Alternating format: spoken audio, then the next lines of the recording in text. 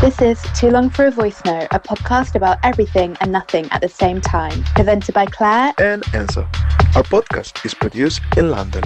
Some conversations are just too long for a voice note.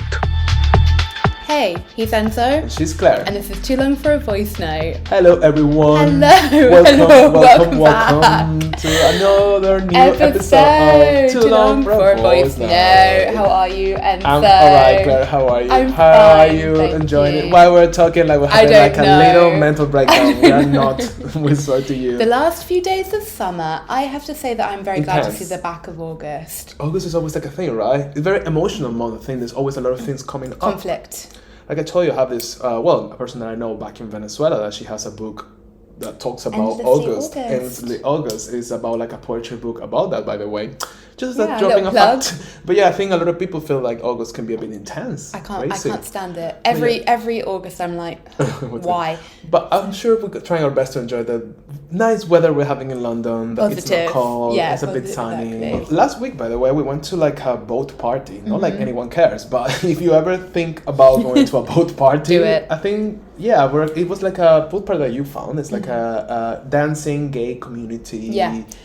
They're like they do dance classes for people from the LGBT community. Yeah. So they did this boat party. We organised it for our friend Franco's birthday. Yeah, it was really fun. I've never been in like a boat party. I think in London that's a thing. On the Thames. And it was actually very fun. I thought it would be a bit cringy, but it was actually really a lot of fun. I felt cool. I felt a bit seasick. Did you feel a bit seasick? At the beginning, I had to find my sea legs a bit. I was like... I think it's weird right now, but I felt good after. At the beginning, I was a bit like, because like seasick is a thing. But if you ever need to have a plan, I think both parties is a nice idea. Actually, I'm surprised because it's just like a party, but in a different kind of setting, But I feel like we may feel like trapped for 4 hours there. Like, what are you gonna do? But we wanted longer, didn't we? We wanted to go. We could have partied for longer. But it was really fun. It was really fun. I never at any moment I didn't want to like jump out. So that's no, exactly. It was really pretty as well because it was like golden hour and everything. And also August in London again. Trying to make the positives out of August. For sure. But so for those of you... Week, what? I was already cutting you. I was like, what is she saying now? Like, I thought we were over with this conversation. Man being man, right? It's like, what does she want to say now? Like, God. How dare she be speaking? I was going to say, for those of you that are new here, please remember to subscribe. Oh, please, like, share with your friends. Please comment. Why is it so difficult for people to comment? Do you think they're afraid? Or maybe they're too lazy? I think maybe lazy. But anyway, please do remember to turn those notifications on. Everything. Please also follow us on Instagram. Yes. We're trying to get to 1,000 followers. That's our aim. So please. We're close. We are. Yes. Yeah, exactly. Help us. Well, with that being said, I think it's my week this week, right? It is your week. So it's time for Claire's secret topic of the week. Claire, what's your topic this week? I'm curious to know. This is something that's been bobbing around my mind for a couple of weeks. For a couple of weeks. Like, why you're speaking different around the world? Like, what is the topic about? I think I feel a bit nervous. I'm taking my voice out of nowhere. It's like, okay. You know when you're super nervous and your voice starts to go to all that stuff. I think I'm a bit nervous. So what is in your brain for a couple of weeks now? So, oh my god, the sound thingy is going mental on here. Sorry guys, if you hear sorry, but turn the volume down. So this is kind of like based, I'm not going to go into like too many details. This is based off of like something that I'm working on in therapy. Okay. And also conversations with friends as well. I want to talk about parents and kind of like, is it possible for us to not become our parents? Oh, so like I say, topic. Dense, right? Dance, but dense. by interesting dance. August, Leo season, like. So not becoming our parents. Not becoming our parents, and I think that's pretty much like the question. We can go into more about what I've been discovering in therapy. I would like to know, if that is something that you're interested in. But what are your thoughts on that initially, little Enzito? That automatically made me think about this saying that we always say, or people say like, I'm turning into my mother, I'm turning into my father, when we are getting older and we have these new weird habits and we're trying to do things like let's say, older people, you know, Yeah. like, oh, this is something my mom would say or do, and I'm doing it now. I feel it's kind of like, I don't know why, sometimes I feel like maybe it's becoming like a stigma for us, and we're always kind of like, I don't know if it's like, it's an idea that it's being really forced into us that we all will become our parents, we want it or not, and it's kind of like we always kind of expecting that to happen, and we kind of go with it. You know what I mean? I get you. Like it's kind of like something that it's been like, yeah, that will happen, right? And it become like a something like culturally natural, accepted, and we always say in the kind of like a cliche kind of thing. Like people say like to a guy, "Oh, be careful that her mum is hot because she's going to turn into her mother," kind of vibe, kind of thing. Yeah. So it made me think about that, like how much we just assume that, or like it's on us, and we always kind of like waiting for it to happen culturally, and what there's sometimes. But do you think that? Do you think have you noticed that in yourself, like you becoming your parents? I don't know if I feel that. I do feel like I do have way of let's not say issues, but let's say like things in my personality or my way to react, blah blah blah, that I can spot on my parents. Yeah, okay. And I'm like, would you like to share any of that? And it's like, no, I will not. I won't, you little demon. No, actually, I don't feel that. Let me think if I can come up with a concrete example. I think it's few things, and like, for example, I don't know if it's like sometimes, for example, if you are processing or trying to understand why you feel some certain type of way, how you react to things, and kind of you can put it together because it comes from your parents. So I don't know, like sometimes I feel like, I don't know, for me it could be a bit difficult to express my feelings in a way. I think I do express my emotions, but in ways that are a bit like in a creative way, I would like to describe. I think you're more of a shower than a teller. Exactly. Yeah, I wouldn't be like, because I feel like it's a bit tiring even for me to go deeper into my emotions. There's a fly. The fly's like, I'm out of here. So sometimes I feel it can be a bit difficult for me to go into my emotions that easily, and sometimes I think that that may come from my dad, maybe because my dad was really reserved emotionally, and so most likely it comes from that, even though I do not think I am like him in that way. But I guess it's not like we find someone to blame, but I think obviously we were raised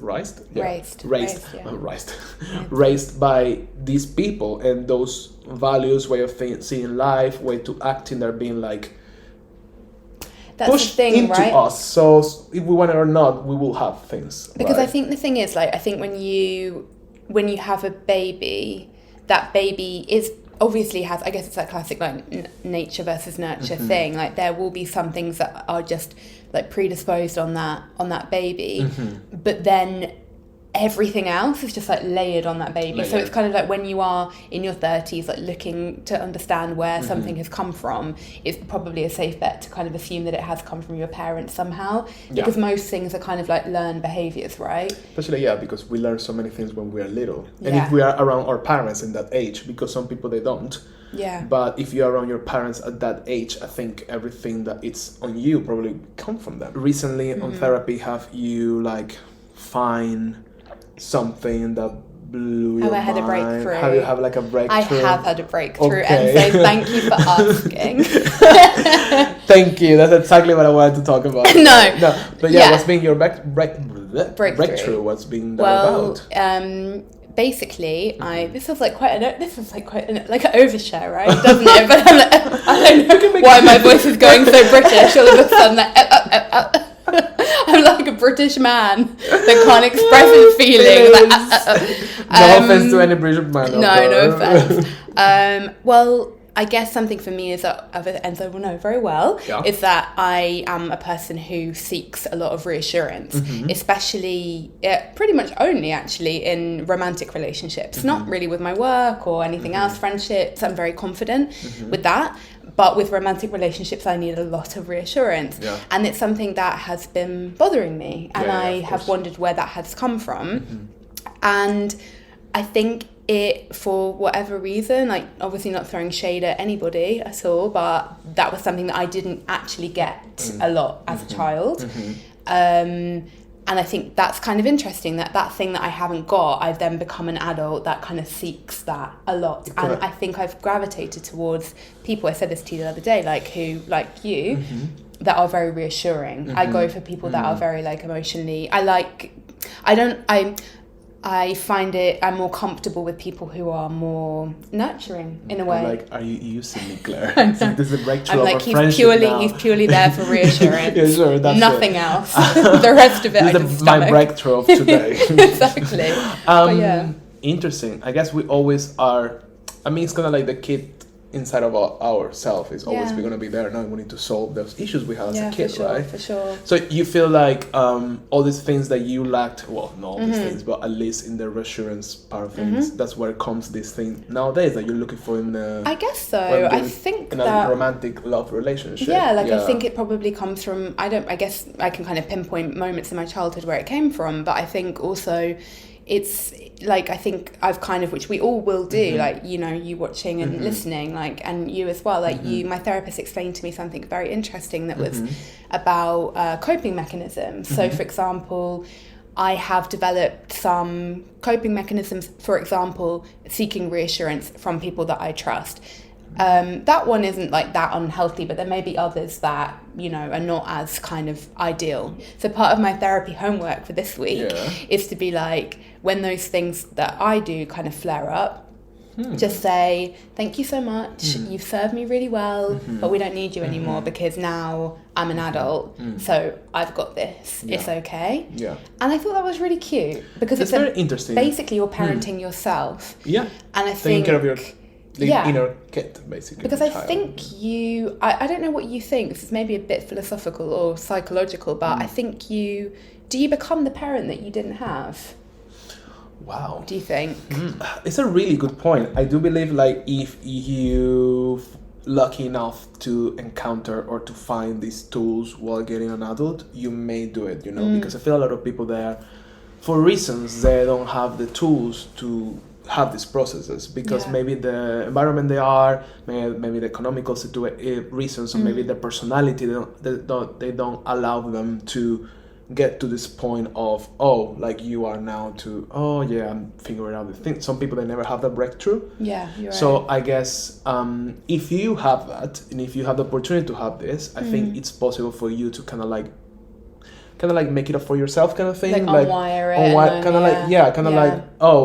it, and now that you have this information, that you told me this information, I can like, wow, maybe I can think about these moments maybe when I was a kid that I had like something lacking, and be like, let me see how can I turn around and like kind of fits that part of me there, which I think is much what therapy is, right? Like kind of like fits in these little things. Yeah. Because I think it's more common, like the parent, the dad is the one who leaves, or the one who's not present, the one who's doing a great job. And I think I heard many times men being, I want to have a kid to be the parent that I didn't have, kind of thing. Like they use, like they think, or they use the fact that they could be fathers to kind of like fits the relationship they didn't have with the parents. So I think that's kind of like that in a way.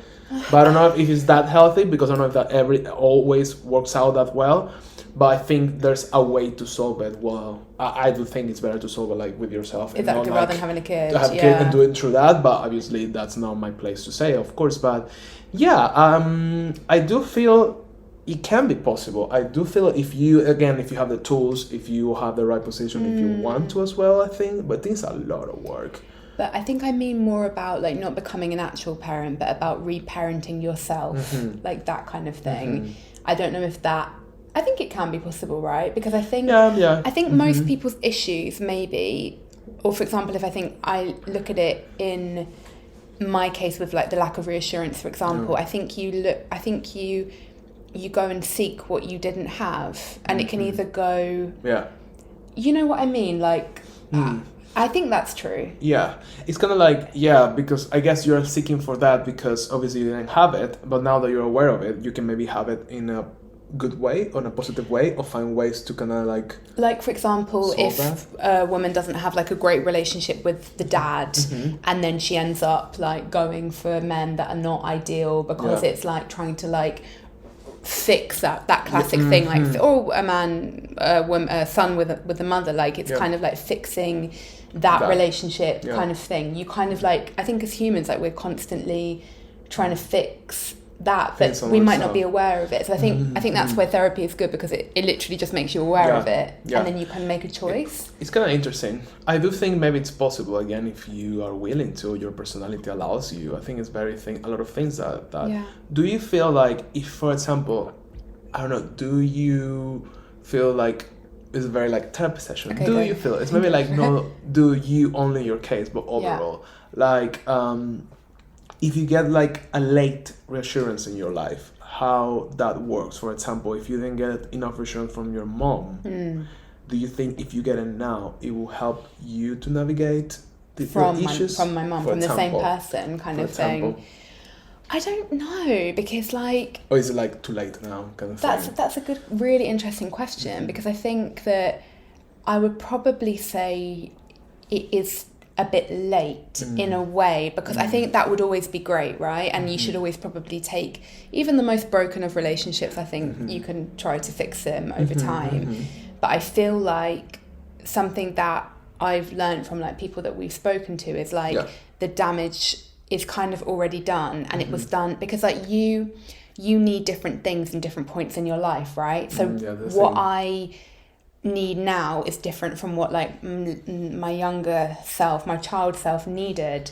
So I think it's kind of like, and the same with you, like it's kind of like, and I don't mean that in a negative way at all, because I truly believe that we can like, obviously I wouldn't have been doing therapy for so many years if I didn't believe that you could change yourself and like change what doesn't feel like you want to carry it through your life and stuff. But I think that it's like, I think it's like a thing that you will always carry if you didn't get it as a child, that will always flare up. Yeah. Does that make sense? Definitely, and it will be great to like get that from that parent that was sort of lacking later on down the road, but it probably won't do much. But it might make you feel like, okay, cool, like we did our best, like I'm cool with you, kind of thing, you know? I guess if it's, for example, to come from reassurance, and if you get the reassurance later in life, maybe if it's that the topic, maybe it could maybe be easier, because it's kind of like, if you understand why you didn't get the reassurance when you were a kid, but you get it now because now you're both adults, maybe you can actually like kind of thing, because you'll be like, oh, I understand it now and I'm getting it now from you. So maybe, but if it's something else that it's not reassurance, I think it's harder, kind of like, I don't know. I mean, well, I guess lack of love or something could come hand to hand, but no, you know what I mean? I don't know. It's a bit tricky to... And I think it's like, you know, with your case, for example, of like, you feel maybe that it's difficult for you to like express emotion sometimes. Like, is that something that you actively try to challenge in your life? Like, do you... This is literally like therapy with Claire and Enzo. You're welcome, guys. This is us in the pandemic in 2020, drunk on the sofa. Literally. But like, do you feel that's something that you try to... I think lately I am, and I think lately because I think I'm trying to spot the things on my parents that I'm not comfortable with. Well, my dad is different because he's not here anymore, so it's just based on memories, let's say. But my mom, thankfully, is here, so I cannot like see which of those things they're not things that I like, and things that I may have and I need to change. And I think it's kind of like refreshing in when you can spot where things come from in that way, like when they come from your parents, for example, like it's like saying fuck, it's not me, it's you. You can fuck right off with that. I don't want to come in that way, exactly. I didn't want to be like, all my problems are not me, are my parents, which I mean, most of them they probably are. Most of our issues come from our childhood, well, there you go.